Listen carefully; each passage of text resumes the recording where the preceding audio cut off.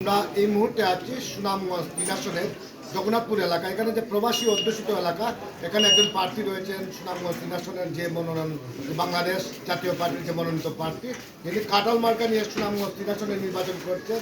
এবং এই নিয়ে যে সুনামগঞ্জ 3 আসনের যে সমসাময়িক রাজনীতি নিয়ে যে ওনার কি কোনো সমস্যা আছে কিনা এই বিষয়ে কথা বলবো। যে তিনি আসন্ন যে দ্বাদশ জাতীয় সংসদ নির্বাচনে সুনামগঞ্জ 3 আসনের যে চারজন প্রার্থী রয়েছেন, তার মধ্যে তিনি হলেন বাংলাদেশ জাতীয় পার্টির মনোনীত প্রার্থী, কাঁঠাল মার্কা নিয়ে নির্বাচন করছেন।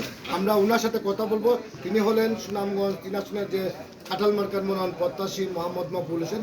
আজকে যে সুনামগঞ্জ 3 আসনের যে ভোটের অবস্থা এবং সুষ্ঠু নির্বাচন হবে কিনা এই বিষয়ে একটু কথা বলুন। বিসমিল্লাহির রহমানির রহিম। আমি বাংলাদেশ, আমার দল হইল বাংলাদেশ পিপলস পার্টি। আমি বাংলাদেশ পিপলস পার্টির মহাসচিব। আমরা অনিবন্ধিত সংগঠন থাকার কারণে আমরা বাংলাদেশ জাতীয় পার্টির মাধ্যমে, যুক্তফ্রন্টের মাধ্যমে বাংলাদেশ জাতীয় পার্টির কাঁঠাল প্রতীক নিয়ে আমি নির্বাচন আইছি। আমাদের স্লোগান হইল মুক্তিযুদ্ধের চেতনায় উজ্জীবিত বাংলাদেশ। আমাদের স্লোগান হইল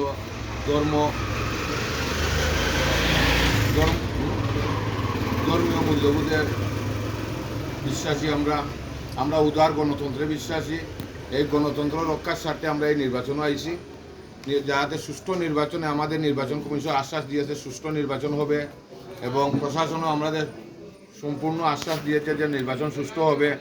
ওই জন্য আমরা নির্বাচনে আইছি। আশা করি আমরা এই নির্বাচন সুষ্ঠু হবে, এই বিশ্বাস রেখেই আমরা নির্বাচন আইছি।